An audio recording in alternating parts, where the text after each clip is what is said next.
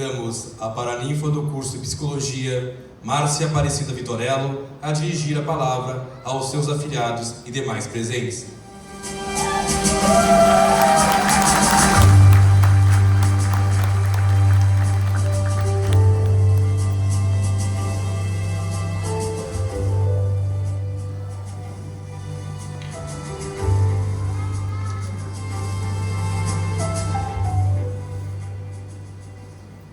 Boa noite a todos. Quero cumprimentar a mesa, os pais, familiares, amigos dos queridos formandos.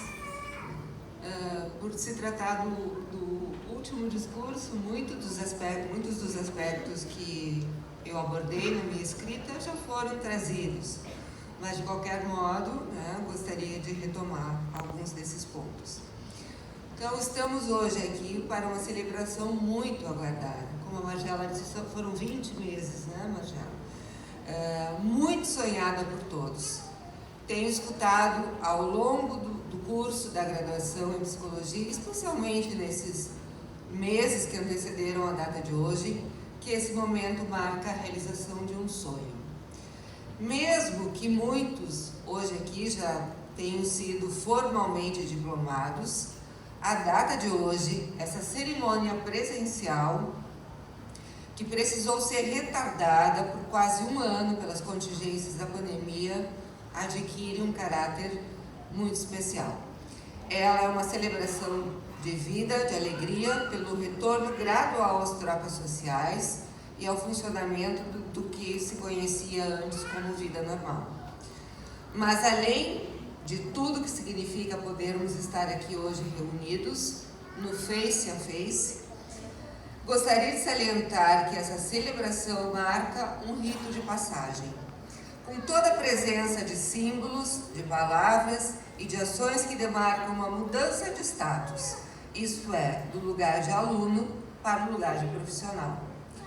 Então, podemos dizer que este rito institui uma marca simbólica, cuja inscrição permite a produção de novos sentidos e, consequentemente, abre a possibilidade de construção de um novo lugar para ser habitado no mundo. Agora, se hoje é possível fazer esta passagem, este rito de passagem, é porque esta conquista foi antes imaginada, foi antes sonhada.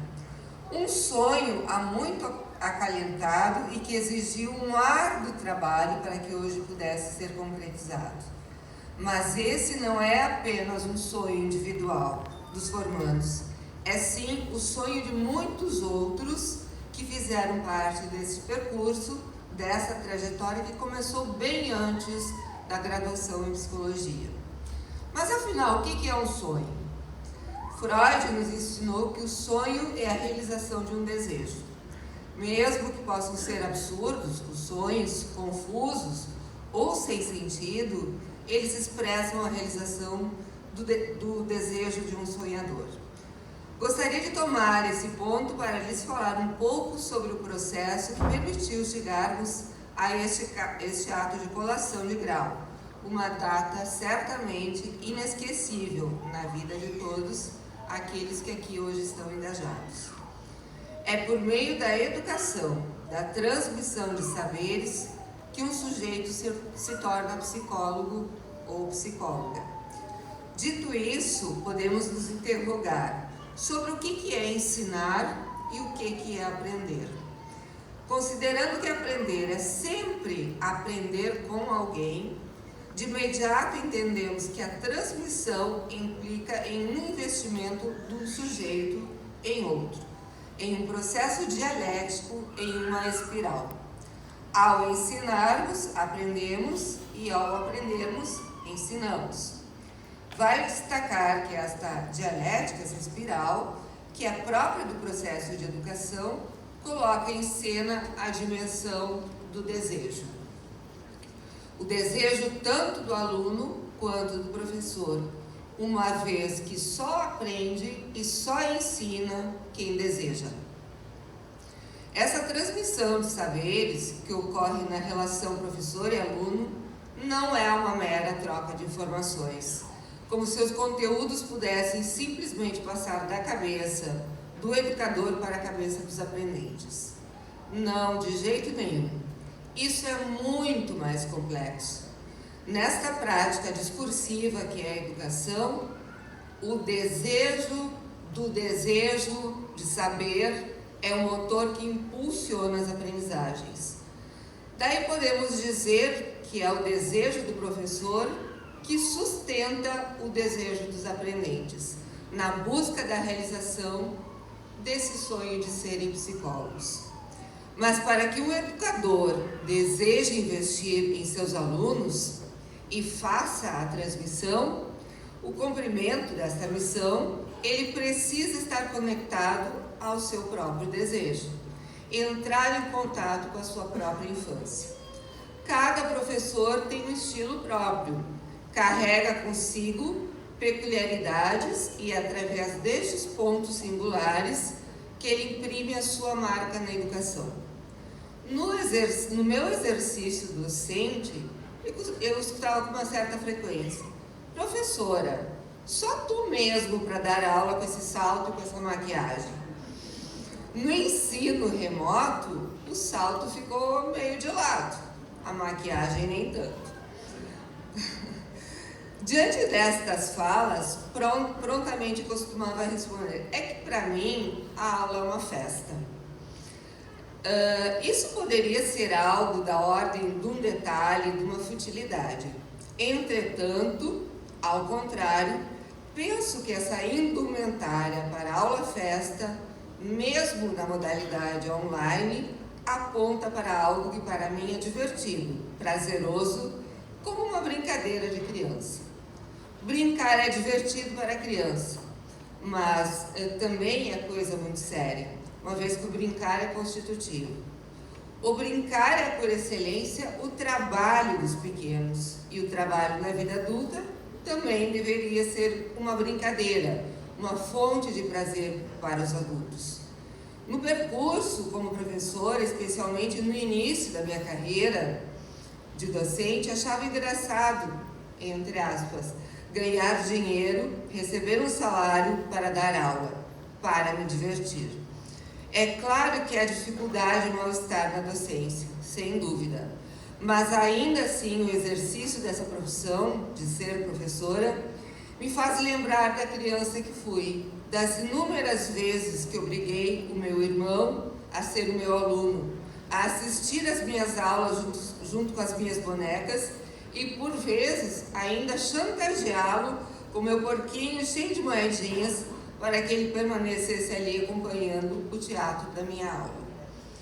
Também me faz lembrar as paredes do meu quarto, na minha infância, completamente rabiscadas de giz, com a escrita de palavras e frases oferecidas aos meus alunos imaginários. O desejo de ensinar já pulsava na menina que um dia eu fui. Como antes disse, aprender requer o desejo do professor e do aluno. Mas para que alguém deseje algo, para que esteja escrito no campo desejante, primeiro ele precisa ter sido desejado por um outro, uma vez que ninguém se engendra do nada. Para que ocorra a emergência de um sujeito desejante, antes é necessário que ele tenha sido imaginado, esperado, falado pelos seus pais ou por representantes e que estes lhe tenham designado lugar. Então, expectativas, palavras, imagens vão construindo o berço simbólico que cada família oferece ao seu filho. E a partir desse material que a criança encontrará sentidos que a represente enquanto sujeito particularizado. Foi o investimento de outros significativos na vida de todos nós que possibilitou existirmos como sujeitos desejantes. Foram eles que nos sustentaram. Então, se é possível hoje sonhar, é porque outros antes sonharam por nós.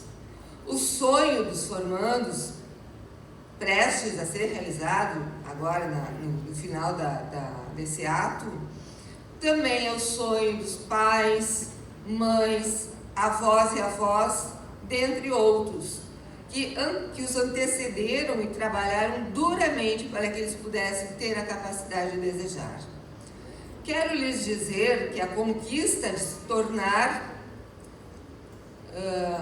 tornar psicólogo não começou no início da graduação, como coloquei antes, mas sim foi construída nos fios que tramam a história de cada um. Cada um tem uma dívida simbólica com aqueles que primeiro sonharam por e para vocês. Desse modo, esse rito de passagem, o ato de colação de grau, não é apenas a consagração de uma vitória individual, mas é sim a realização de um sonho compartilhado. Para alguns foram 5 anos de estudo, para outros um pouco mais, imersos na tarefa de aprender sobre as psicologias. Todos sabem que essa formação não é algo simples, pois ela tem certas particularidades que a diferencia de outras áreas. Não se trata exclusivamente da assimilação intelectual dos conteúdos, há algo da dimensão subjetiva que é posta na formação. Uma vez que não existe neutralidade, há uma certa projeção do aluno naquilo que ele estuda, o que comumente gera uma certa angústia, um certo sofrimento. Ocorre a ligação entre o pensamento e o desejo de aprender, e esta ligação convoca a subjetividade. Em psicologia, as ansiedades, as fantasias e emoções são constantemente acionadas. Como antes o Paulo e a Marcela lembraram, é a subjetividade a nossa ferramenta de trabalho.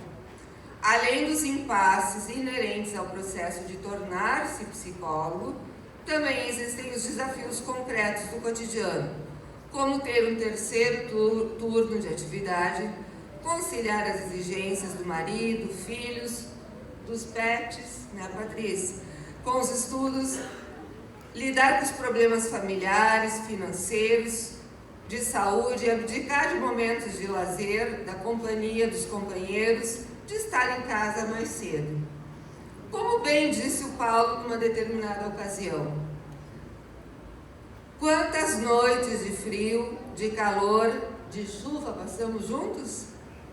Mas além dos desafios, claro, nos divertimos muito nesses anos passados, seja tornando as nossas aulas uma festa, seja apreciando a convivência, as trocas de saberes e de afetos. Lacan nos fala que a análise, a terapia, a psicoterapia, o processo analítico, tem um momento de ver, tem um momento de entender e o de concluir. Podemos tomar essa afirmativa e, dadas as devidas proporções, dizer que a celebração de hoje marca um tempo de conclusão, a conclusão da graduação. Por outro lado, esse é apenas o primeiro passo num tempo que há de vir na vida profissional de cada um. E essa trajetória exige eterna dedicação e estudo. Como foi referido, se muitos outros investiram para que vocês hoje estivessem aqui, então cabe a cada um que foi devidamente orientado se responsabilizar pelo seu desejo, pelas suas escolhas e prosseguir no contínuo aperfeiçoamento técnico e pessoal, trabalhando de modo incessante pela construção e manutenção de uma postura ética diante de si e do outro. A nossa profissão, sem dúvida, é permeada pela busca constante do saber fazer e especialmente do saber ser. Uma vida a ser vivida de forma ética, em que sempre somos responsáveis pela posição que ocupamos enquanto sujeitos, apostando que cada um dos formandos leve consigo as marcas dos seus pais, de seus professores e de tantas outras figuras que lhes indicaram uma direção ética. Com carinho, desejo a todos um lindo percurso na psicologia e que possam imprimir as suas próprias marcas como sujeitos e como cidadãos por onde caminhar. Parabéns!